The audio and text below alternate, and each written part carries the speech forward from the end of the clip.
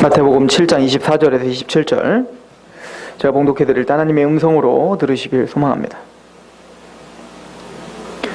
그러므로 누구든지 나의 이 말을 듣고 행하는 자는 그 집을 반석 위에 지은 지혜로운 사람 같으니니 비가 내리고 창수가 나고 바람이 불어 그 집에 부딪히되 무너지지 아니하나니 이는 주추를 반석 위에 놓은 까닭이요 나의 이 말을 듣고 행하지 아니하는 자는 그 집을 모래 위에 지은 어리석은 사람 같으니라.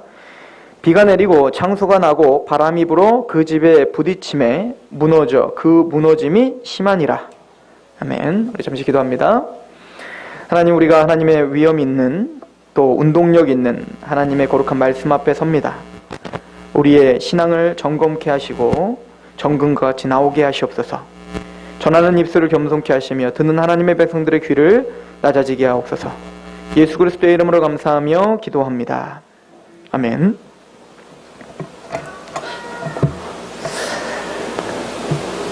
우리가 산상수훈을 강의하면서 이제 마지막으로 치닫고 있는데, 주님은 팔복을 설명하시고 그 팔복을 갖고 있는, 즉 하나님 백성된 성향, 백성된 사람들의 마음의 상태, 그러니까 팔복이라고 했어요.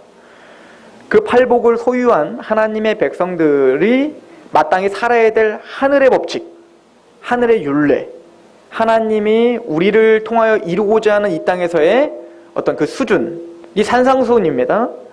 그래서 산상수훈은 우리가 이 산상수훈을 다 지켜 행할 수 있다, 나는 완벽한 자가 될 수 있다 라고 하는 것도 이단이고, 이 산상수훈은 그래서 우리가 쫓을 게 아니다, 우리의 삶에 적용하는 것도 아니다 라고 하는 것도 잘못된 거예요. 하나님은 분명히 이 산상수훈을 감동하라고 준 게 아니라 저와 여러분들에게 추정하여 살라고 준 겁니다. 그리고는 주님은 그 산상수훈의 결론을 내면서 그래서 너희는 좁은 문으로 들어가고 좁은 길을 걸으라고 한 겁니다. 산상수훈과 다르게 사는 것은 넓은 길이에요. 많은 사람들이 걷는 길이고 그 길들은 편합니다. 그 길들은 많은 고민을 할 필요가 없어요.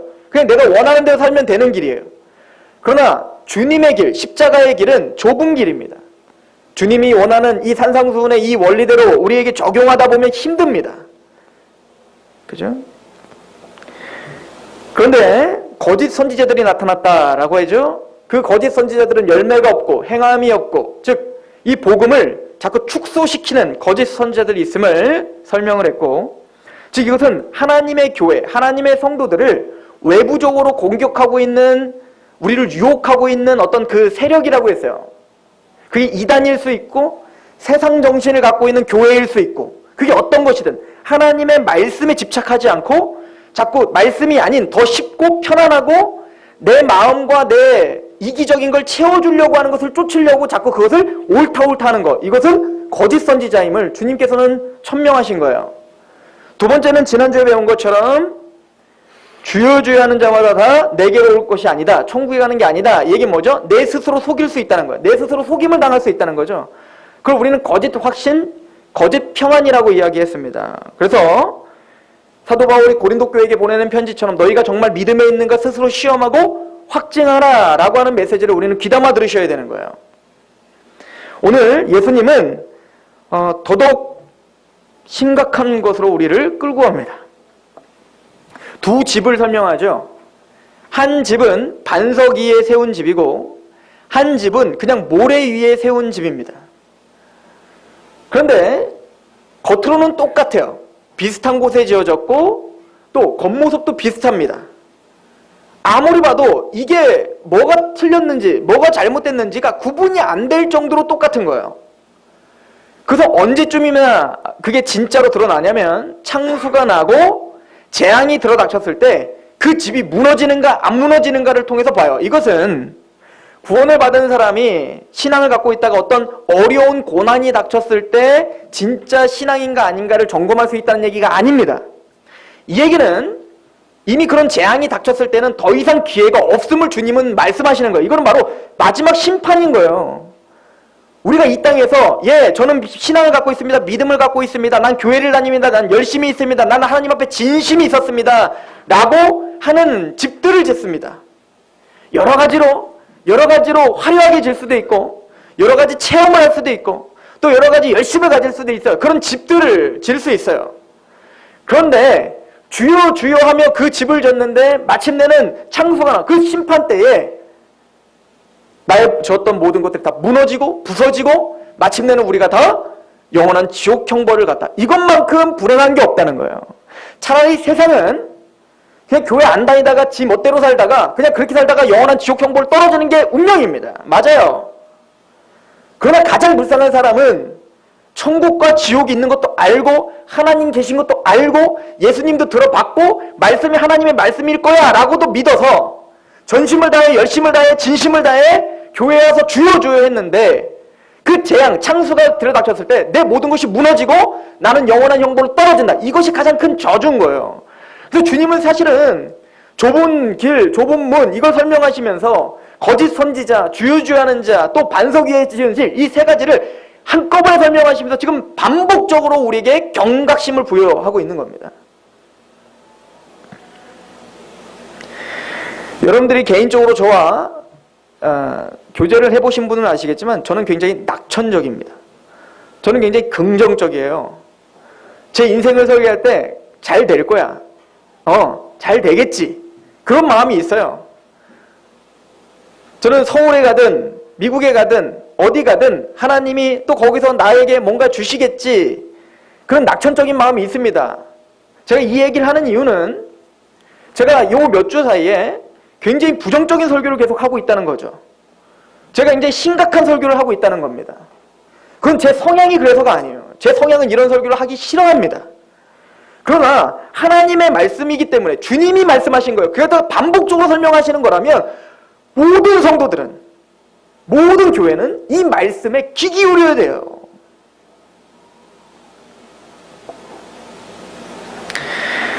주님 앞에 섰을 때 내가 교회를 열심히 다 주여 했습니다. 선지자 노릇도 했습니다. 내가 복음도 전했고 내가 하나님 예수님도 전하고 얼마나 전도제를 많이 뿌리고 다녔는데요.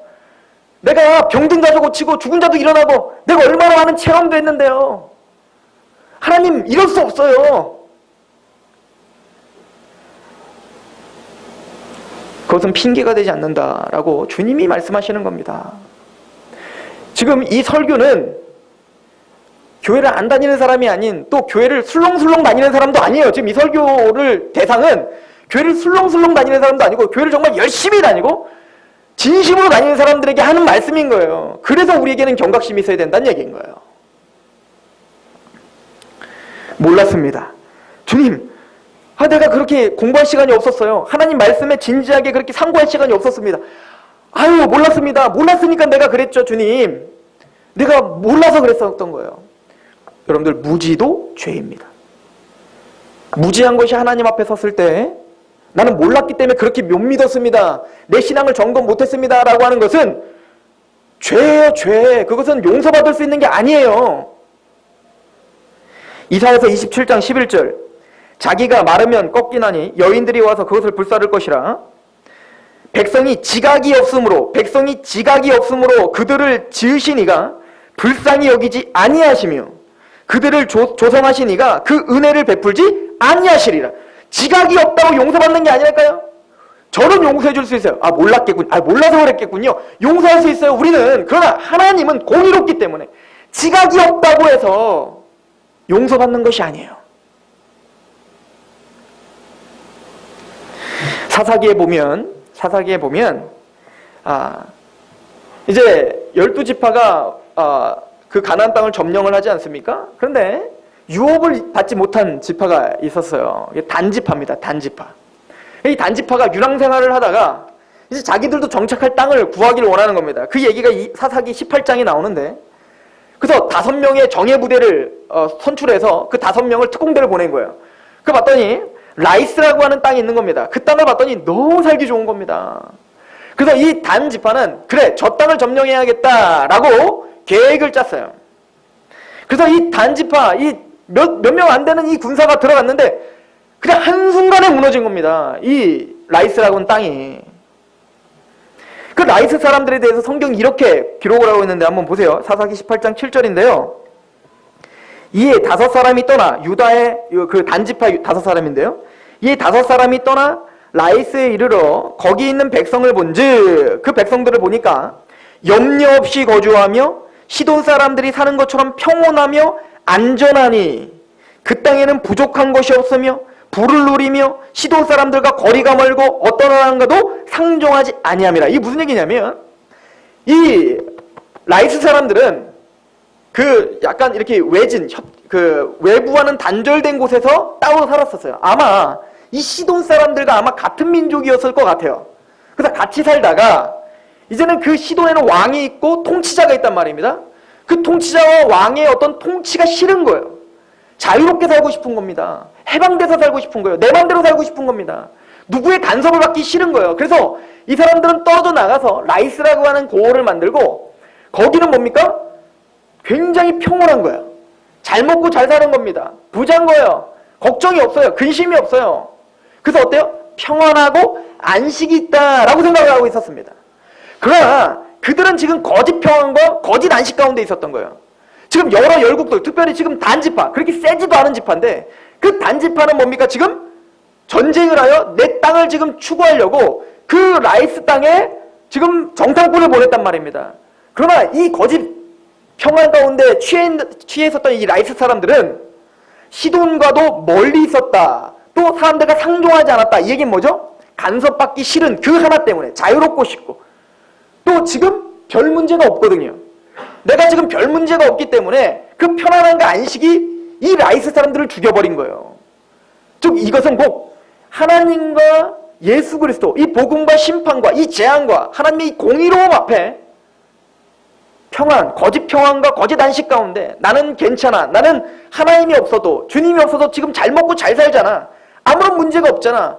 괜히 나에게 잔잔한 물에 자꾸 흔들어서 나를 흙탕물로 만들지 말고 그냥 나와 상관하지 마세요 라고 귀를 닫아버리고 있는 무지한 사람들과 동일한 이야기인 거예요. 그들은 재앙 때에 단지파가 쳐들어왔을 때 한순간에 무너져 버리는 거예요. 꼭 그거와 같은 겁니다. 지금 주님은 너희들이 주초를 쌓지 않고 반석을 깔지 않고 그냥 모래 위에 너무 쉽죠. 너무 편안하죠. 거기에 화려하게 집을 짓고 거기에 하여튼 모든 에너지와 열정을 쏟아서 그렇게 많은 사람들이 추앙받는 아무리 큰 집을 짓더라도 그날은 반드시 온다는 거예요. 주님이 반드시 심판할 것이고 알곡과 가라지를 반드시 나눌 것이고 양과 염소를 반드시 나눌 그날이 올 거라는 거예요. 재밌는 건 우리 교인들이 그날에 대한 경각심이 없다는 겁니다. 이게 가장 큰 저주인 거예요. 그래서 이거는 세상에게 말하는 게 아니라고 제가 반복적으로 얘기합니다. 계시록에 보면 7교회 중에 한 교회에게 주님은 이렇게 경고의 메시지를 주죠. 계시록 3장 17절. 내가 말하기를 나는 부자라 부요하여 부족한 것이 없다 하나 내 공고한 것과 가련한 것과 가난한 것과 눈먼 것과 벌거벗은 것을 네가 알지 못하는구나.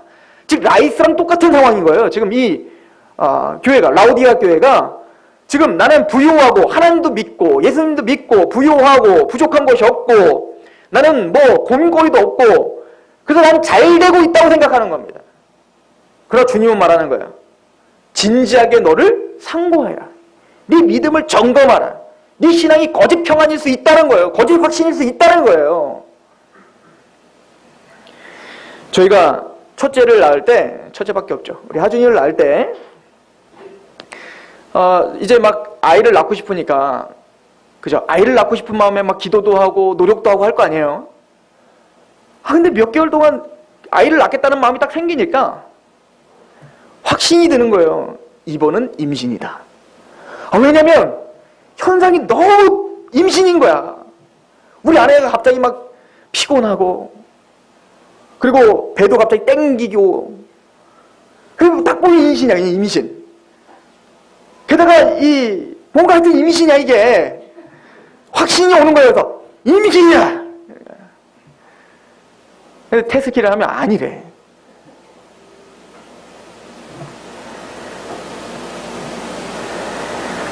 우리 신앙도 그럴 수 있다는 거예요. 나는 제대로 믿는 신앙인 것 같아. 느낌도 왔고 감격도 있었고 나는 하나님을 믿는 것도 같아. 그런데 그것은 잘못된 내 감정일 수 있다는 거예요.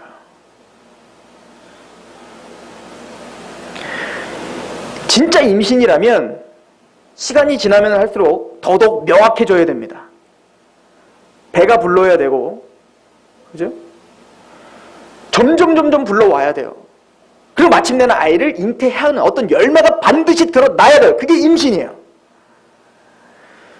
구원이라는 것도 마찬가지예요. 순간의 감정, 순간의 어떤 확신, 순간의 어떤 느낌, 그런 느낌은 충분히 느낄 수 있어요. 뭔가를 체험하는 거? 아예 할 수 있다니까요? 그러나 그것이 진짜 반석 위에 깔렸다는 증거는 될 수 없습니다. 반드시 복음이 인쳐지고 역사되는 건 반드시 배가 부르고 열매가 드러나는 것처럼 다름이 있어야 돼요. 여러분들, 거듭난다, 중생한다는 것은 우리가 확인될 수도 있고 안 될 수도 있어요. 왜냐하면 주님께서 니고데모에게 말했잖아요. 거듭나는 것은 바람이 임의로 불매 어디에서 어디로 부는지 알지 못하는 것처럼 그렇게 임하는 거예요. 즉 어떻게 우리가 거듭나는지, 언제 내가 거듭났는지 모를 수 있다고요. 그러나 중요한 건 바람이 불면 가지가 흔들리고 시원한 뭔가 느낌이 나고 그런 것처럼 반드시 일을 한다는 거예요. 일을. 거듭난 증거가 나타난다는 거예요.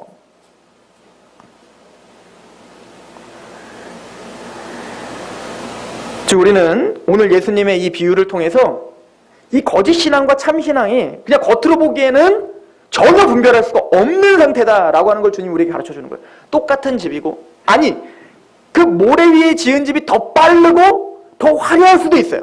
더 웅장할 수도 있어요. 왜냐하면 쉬우니까요. 보세요. 반석 위에 깐다는 것은 땅을 깊숙하게 파가지고 땅을 깊이 파서 그 모래에 지탱하는 게 아니라 땅을 깊숙이 파서 바위가 나올 때까지 깊숙하게 파야 돼요. 그리고 거기까지 뭡니까? 굳건하게 반석을 까는 거예요. 근데 반대로 모래 위에 짓는 것은 참 편해요. 넓은 문으로 들어오게 돼 있어요. 쉬워요.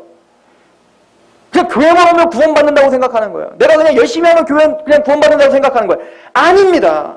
좁은 문이라고 괜히 말한 게 아닙니다. 주님. 주님 왜 나오죠? 답답했나 봐. 이해 가십니까? 이 거짓 신앙인들은 반석을 까는 거를 싫어합니다. 성급하고, 그리고 빨리 되기를 원하는 거예요. 뭔가 빨리. 진지한 고민이 없어요. 내 신앙의 진지한 고민, 내가 정말 진짜 믿음인가에 대한 고민, 이런 고민을 할 생각도 안 하는 거예요. 그건 모래 위에 지은 집입니다. 반석에 깐다는 것은 내가 진짜 구원받은 자인가, 내가 진짜 참된 신앙인가를 끊임없이 묵상하고 그걸로 내 마음에 말씀으로 끊임없는 잣대로 그 열매가 정말 있는가를 통하여서 나를 점검하는 사람인 거예요. 요한복음 7장 24절에 외모로 판단하지 말고 공의롭게 판단하라. 외모는 이게 참신앙인지 거짓신앙인지 전혀 알 수 없습니다. 전혀. 자, 여러분들, 가룟 유다가 마침내는 예수님을 배반했지만 3년 반 동안 예수님을 같이 따라다니는 동안 그 어떤 누구도 그를 의심하지 않았습니다. 그는 기적도 베풀었죠. 죽은 자도 일으켜 세웠고 병든 자도 고쳐졌다고요. 그 가룟 유다도. 그러나 우리가 아는 것처럼 그는 사단의 자식이었습니다. 외모로는 판단할 수 없는 거예요. 그렇다면 오늘 말씀이 행위로 구원을 얻는다는 얘기입니까? 우리가 산상순을 제대로 들었다면 그런 얘기를 할 수가 없어요. 이미 팔복을 설교할 때, 주님은 팔복을 이야기할 때 행위로는 너희가 절대 구원 얻을 수 없다라는 것을 천명하셨죠. 심령이 가난한 자는 복이 있나니 천국이 저희 것이요. 너희의 행함, 너희의 어떤 열심, 너희의 진심, 그게 어떤 것일지라도 누더기 옷이야. 그러므로 너희는 심령이 가난해야 돼. 예, 하나님, 나는 굶어 죽게 생겼습니다. 나는 그 어떤 것으로도 만족함이 없고 예수님이 아니면 난 구원 얻을 수 없습니다라고 하는, 오직 믿음으로만 의롭다움을 받는다라고 하는 확신이 있어야 돼요. 행함으로 구원 얻는다는 얘기는 아닙니다. 모래 위에 지은 집은 그럼 무엇입니까? 첫 번째는 설계도를 무시한 건축입니다. 이 건축자는 마땅히 전문가에게 찾아가거나 설계도를 의지했어야 됐어요. 건축을 할 때에는 당연히 반석을 깊이 있게 깔아야 됩니다 라고 하는 것을 들었어야 됐다고요. 근데 이들은 듣지 않은 거예요. 그냥 내 마음대로 짓는 겁니다. 내 열심. 즉 이 얘기는 우리의 믿음을 말씀에 의거하지 않은 것이라면 그는 반석에 깔린 믿음이 아니라는 얘기인 거예요. 로마서 10장 17절에 믿음은 들음에서 나며 들음은 그리스도의 말씀으로 말미암아요. 제가 이단 세미나 가면은 꼭 재밌는 걸 제일 처음에 합니다. 다른 교회 가서는 뭐냐면 제가 안상홍증인회가 되는 거예요. 제가 신천지가 돼서 질문하는 겁니다. 그들이 말하는 교리를 이게 이단 교리입니다 라고 분명히 심어주고 제가 설명을 해요. 그리고 그 교리를 설명하기 위한 성경 구절들을 제가 찾아줘요. 예를 들어서 예수님은 육체 부활하신 게 아니라 영으로 부활하셨습니다. 이런 걔네들은 교리가 있잖아요. 우린 육체 부활을 믿는데 그러면 영 부활을 했다라고 하는 걔네들의 어떤 근거 구절들을 제가 찾아서 읽어드립니다. 그러면 아멘 해요. 그리고 제가 두세 구절 더 찾아줍니다. 어때요? 영부활이에요? 육부활이에요? 다 뭐랑 영부활이에요? 그래요? 그러면 내가 예수님이 육체 부활을 했습니다라고 믿음으로 고백했던 그 모든 고백들은 다 거짓이었던 거죠. 흔들릴 수 있다는 거죠. 무슨 이야기인지 아시겠습니까? 왜냐하면 난 부활을 믿어요. 예수님 부활한 걸 믿어요 라고 하는 걸 열심과 전심으로 믿었는데 말씀으로 확인해서 말씀을 깔지 않은 거예요. 그건 언제든지 무너질 수 있습니다. 그러니까 한국교회가 그렇게 이단들에게 빠지는 거예요. 왜? 그럼 말씀으로 점검해서 내 믿음이 진짜 믿음인가? 내가 믿는 믿음이 오직 의의 믿음으로 하면 살리라. 이걸 교리로 들은 게 아니라 그 말씀을 이 교리를 말씀으로 점검해서 말씀으로 확증하고 있었는가? 그게 아니라면 다른 여러 그거와 상반되는 구절을 들이대면 흔들리는 거예요. 헷갈리는 거예요. 확신이 안 사는 거예요. 모래 위에 세우는 거죠. 그래서 듣고 행해야 되는 거예요. 들으셔야 돼요. 하나님의 말씀으로 내 믿음이 진짜 그러한가? 목사님이 그렇게 얘기하던데요? 우리 교회에서 그렇게 얘기하는데 아니라니까요. 어디 가서 그렇게 얘기하시면 안 돼요. 우리 목사님이 그렇게 얘기하시던데 아니에요. 말씀이 그렇게 말합니다 라고 펴서 얘기해 줘야죠. 여러분들의 반석은 제 얘기가 반석이 되면 안 됩니다. 여러분들의 반석은 어떤 책이 여러분들의 반석이 되면 안 됩니다. 여러분들의 반석은 하나님의 말씀이 돼야 돼요. 노력이 필요하죠. 열심히 필요하죠. 왜요? 공부해야 되니까. 근데 왜 우리가 이 기초를 닦지 않으려고 하죠? 편안한 길을 택하기 때문에 그래요. 그냥 열심히 지금 하던 대로만 해서 하나님이 그럼 붙잡아 주겠지라고 하는 막연한 평안함이 있는 거예요. 아니에요. 그렇지 않습니다. 무지함도 죄입니다. 배우십시오. 성경을 연구하시고 모르는 게 있으면 좀 질문 좀 하시고 끊임없이 내 신앙을 말씀으로 계속 빗대어서 나를 한번 점검하시고 꼭 그러셔야 됩니다. 왜냐하면 이건 저의 명령이 아니라 주의 명령입니다. 두 번째는 행함입니다. 지금 산상수훈에서 어찌 보면 반복적으로 우리에게 설명하는 것은 바로 여기에 있어요. 듣고 행하는 것이 반석이에요. 이거 무슨 얘기냐면 간단해요. 야고보서를 통해서 보면 여러분들이 난 믿어요 주여 하지만 거기에 행함이 없다면 그것은 하나님은 믿을 수가 없는 믿음이라니까요. 뭐 쉽게 여러분들 이런 거 많이 하잖아요. 야, 뒤로 내가 뒤에서 널 받아줄 테니까 그냥 넘어져. 괜찮아, 넘어져. 너 나 믿지? 나 너 믿어. 근데 죽어도 안 넘어져. 괜찮다니까? 빨리 넘어지라고. 빨리 넘어져요. 네가 살아. 너 빨리 이걸 피해야 돼. 빨리 넘어지라고. 날 믿어. 내가 받아줄게. 난 그럴 만한 힘도 있고 난 그럴 만한 능력도 있고 걱정 마. 나 거기 있으니까. 그래. 난 너 믿어. 그리고 죽어도 안 넘어져. 그거 안 믿는다는 거예요, 여러분. 우리가 예수님을 믿어요. 난 주님을 왕으로 믿어요. 나는 하나님 구원자로 믿어요. 그런데 하나님의 말씀 열매 전혀 나타나지 않아요. 내 삶이 변하지 않아요. 안 믿는 거예요. 안 믿는 거라고요. 여러분들 감정과 여러분들 어떤 지식은요 충분히 여러분들을 속일 수 있어요. 여러분들 믿음과 행함은 절대 떨어지지 않습니다. 야고보서 봅시다.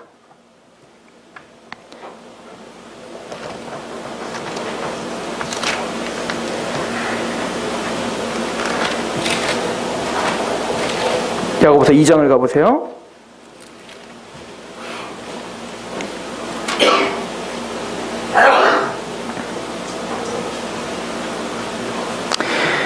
(2장 14절입니다) 내 형제들아 만일 사람이 믿음이 있노라 하고 행함이 없으면 무슨 유익이 있으리요? 그 믿음이 능히 자기를 구원하겠느냐? 그건 구원 얻을 믿음 아니라는 거예요. 만일 형제나 자매가 헐벗고 일용한 양식이 없는데 너희 중에 누구든지 그에게 이르되 평안히 가라, 덥게 하라, 배부르게 하라 하며 그 뭐에 쓸 것을 주지 아니하면 무슨 유익이 있겠냐?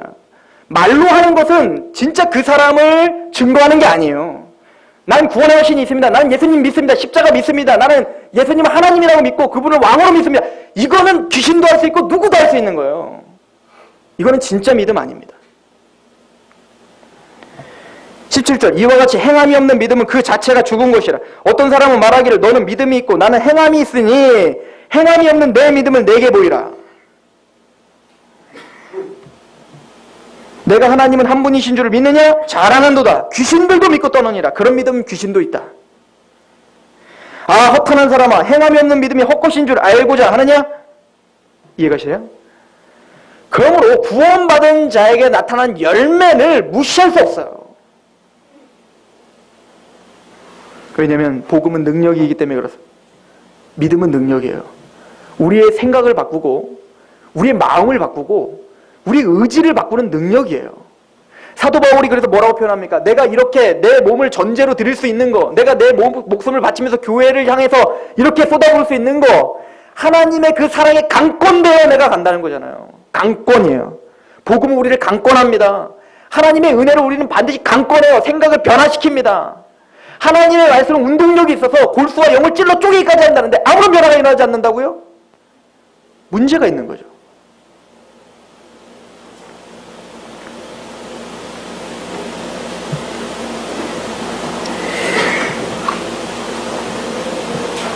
반석에 의해 지은 집은 하나님의 말씀, 제대로 된 바른 교리와 바른 복음을 듣습니다. 그리고 그 복음의 결부가 되어 믿어 이제는 행합니다.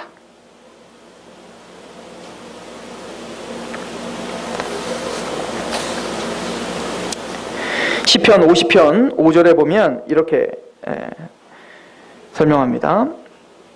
이르시되 나의 성도들을 내 앞에 모으라. 이르시되 나의 성도들을 내 앞에 모으라. 그들은 제사로 나와 언약한 아들이니 이들이니라 하시도다. 저와 여러분들 성도라면 저와 여러분들은 뭐 하신 분이라고요? 하나님과 제사로 언약한 자들이에요. 이 제사로 언약을 했다는 것은 아브라함이 하나님과 언약을 맺었을 때 아브라함이 어떻게 언약을 맺었죠? 재물들, 그죠? 새들과 짐승을 반으로 쪼개어서 쫙 깔고 거기에 원래 누가 지나가는 거예요? 체결자인 하나님과 아브라함이 같이 지나가야 된다고요. 그 얘기는 그 재물이 쪼개진 것처럼 내가 하나님 이 언약을 파괴하는 자는 죽겠습니다는 게 그 길 지나가는 언약 체결식이었어요. 그런데 아브라함은 그 언약을 지킬 수 있어요, 없어요? 없었다고요. 죽었다 깨나도 우리는 하나님의 율법을 지킬 수가 없어. 그래서 아브라함이 아닌 누구 홀로 지나가시죠? 하나님 홀로 그 쪼갠 사이를 지나가신다요. 즉 하나님이 쪼개지는 한이 있더라도 이거 반드시 내가 너에게 이루어지겠다는 거예요. 너와 상관없이. 이게 은혜죠. 그래서 정말 그 구원의 영생의 언약은 여러분들 천국 가는 언약은 예수 그리스도가 쪼개지는 십자가를 통해서 이루어진 거예요. 우리가 한 게 아니야. 우린 자고 있었죠. 그런데 우리는 아무것도 한 게 없는데 주님이 쪼개지시는 그 속죄, 그 십자가의 은혜로 내가 구원받았다고요. 그럼 앞으로 난 아무렇게나 살아도 되나요? 아니요. 이 제사로 언약을 맺었다는 것은 그 십자가의 은혜, 그 재물이 쪼개짐으로 이 모든 언약을 내가 성취한 것처럼 너희는 너희를 거룩한 산재물로 드려라로 우리는 체결한 거예요. 하나님께. 그게 로마서 12장 1절이잖아요. 그러므로 그 은혜 가운데 있으므로 너의 몸을 하나님이 기뻐하시는 거룩한 산재물로 드려라. 이게 하나님과 우리가 체결한 언약이에요. 하나님은 하나님의 일을 하십니다. 자기 아들까지 여러분들을 구원시키고 자기 아들을 죽이기까지 여러분들의 믿음을 지키시며 하나님은 여러분들을 완성시키실 거예요. 그럼 우리가 해야 돼요. 우리가 하나님께 서원하고 하나님께 체결한 언약은 난 재물이 되겠습니다예요. 주님의 종이 되겠고 주님의 백성이 되겠습니다요. 나는 너의 하나님이 되고 너희는 나의 백성이 되리라. 이게 그 제사를 통해서 체결된 언약이에요. 근데 어떻게 이 언약이 우리를 변화시키지 못합니까? 근데 어떻게 이 큰 은혜가 나를 전혀 변화시키지 못합니까? 왜 예배자를 못 만듭니까? 물론 실수할 수 있습니다. 그러나 애통이 생기는 거예요. 의에 줄이고 목마른 자는 복이 있나니, 이 산상수훈의 다음, 심령이 가난한 자는 복이 있나니 다음에 나오는 그 모든 산상수훈의 그 모든 삶의 태도들이 드러나는 거예요. 이 열매가 반드시 나타나야 돼요. 심령이 가난한 자는 복이 있죠? 예. 그 은혜를 받아 그 예수님의 쪼개짐으로 내가 구원받았습니다. 이것 말고는 내가 구원받을 수 없습니다. 심령이 가난한 자로 하나님께 나옵니다. 그러면 애통하는 겁니다. 예. 그럼에도 불구하고 내가 죄가 있네요. 이 죄를 어찌하면 좋습니까? 사도 바울이 오라는 공고한 사람입니다. 나 이 썩을 몸 좀 어떻게 하면 좋겠습니까? 난 비참합니다. 이 애통이 끊임없이 있죠. 마음이 청결한 자는 복이 있죠. 마음이 청결하다는 게 뭐죠? 하나님의 말씀으로 양심이 다시 새롭게 된 거예요. 그러므로 죄가 들어왔을 때 그걸 감지하는 겁니다. 하나님께 죄송스러운 거예요. 이게 마음이 청결이에요. 깨끗하고 하나 티도 없는 상태를 말하는 게 아니에요. 그리고 말합니다. 의에 줄이고 목마른 자는 복이 있나니. 즉 이 땅의 것이 아닌 하늘의 것, 의에 줄이고 하나님의 나라에 목마른 사람들이 돼요. 이 열매는 있어야 돼요. 다윗처럼 그렇게 살다가 넘어지고 쓰러지고 죄짓고 가늠하고 살인까지 저지를 수도 있겠죠. 실수할 수 있죠. 그러나 애통합니다. 마음이 찢어져요.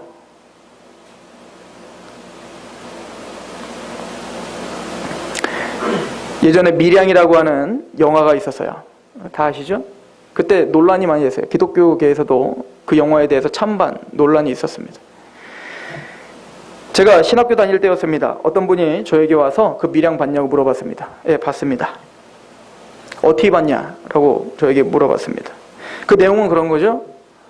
살인자입니다. 자기 아들을 죽인 살인자를 이 엄마가 교회를 다니면서 용서하라는 그 약속의 말씀을 듣고 용서하기로 마음에 먹는 겁니다. 그리고는 그 교도소로 가서 자기 아들을 죽인 그 살인자에게 가서 내가 당신을 용서하기로 했습니다 라고 울면서 이야기합니다. 근데 그 살인자가 말합니다. 난 이미 용서받았습니다. 하나님이 나를 이미 용서해 주셨습니다 라고 그냥 들어갔어요. 그 사람은 구원 받은 겁니까? 안 받은 겁니까? 안 받은 겁니다.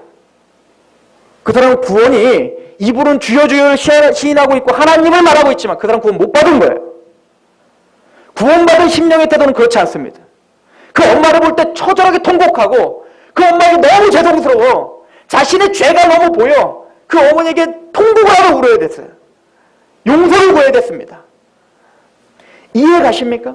그런데 그게 극단적인 예지만 우리의 삶 속에 진짜 구원받았냐 안 받았냐는 그런 열매들을 통해서 보는 거예요. 완성을 말하는 게 아니에요. 여러분들 절대 여러분들 산상수를 다 지켜 완성할 수 없어요. 어떤 교단은 성령님을 통해서면 이 산상수는 이 땅에서 완성할 수 있다는 거예요. 거짓말입니다. 그럴 수 없습니다. 사도 바울도 로마서를 기록할 때 이미 3차 전도여행을 끝났어요. 이미 사도 바울은 굉장히 큰 고지에 올라왔다고요. 우리가 아마 사도 바울을 봤으면 성자라고 불렀을걸요. 근데 그랬던 사도 바울도 난 죄인 중에 괴수고 나는 오란, 나는 공고한 사람입니다. 내가 하나님의 법을 사랑하되 내 마음에 또 다른 법이 나를 사로잡아 자꾸 죄 가운데 넘어지게 합니다. 우리는 평생 그 싸움을 할 거예요. 완벽할 수 없어요. 하나님은 지금 완벽을 요구하는 게 아니에요. 하나님의 백성은 죄를 짓지 않는다가 아니라 죄를 애통합니다. 우리는 그걸 통해서 이 사람이 반석에 깔렸나 안 깔렸나를 볼 수 있는 거예요.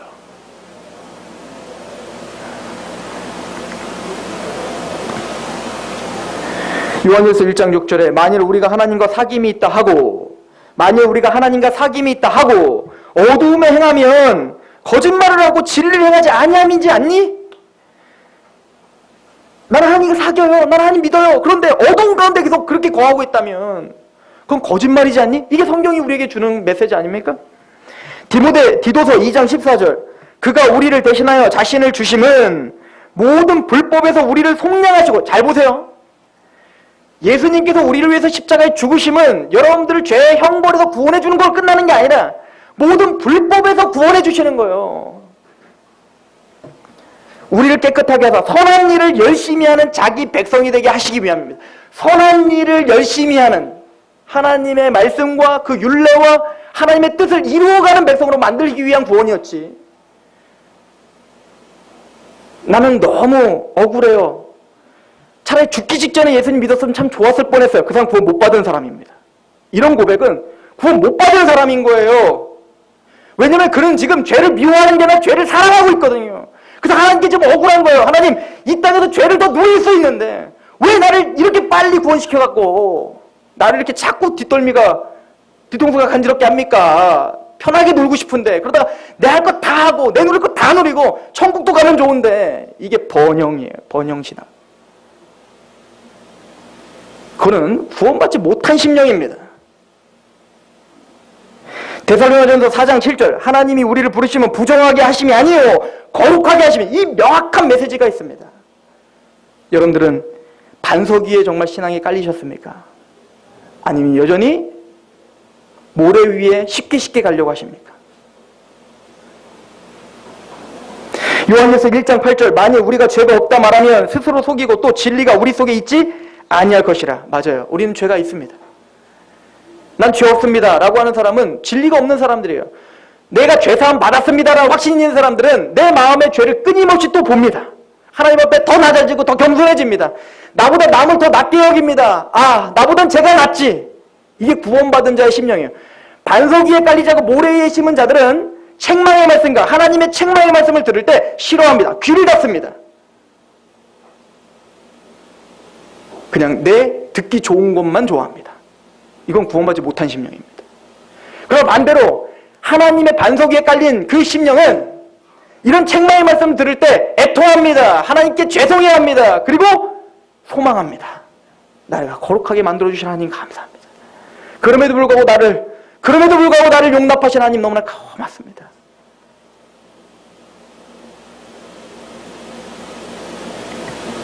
요한일서 3장 3절, 주를 향하여 이 소망을 가진 자마다 그의 깨끗하신 것 같이 자기를 깨끗하게 하느니라.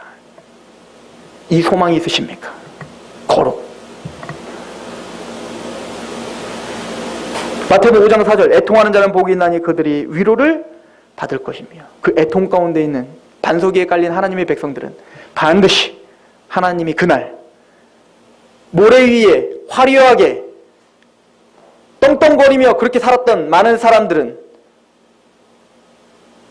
그 폭풍우 가운데 떠내려가고 재앙을 받겠지만, 이 반석 위에 이 땅에서 고난 가운데 하나님 말씀 앞에 애통하는 자였다면 위로를 받을 것입니다. 기도하겠습니다.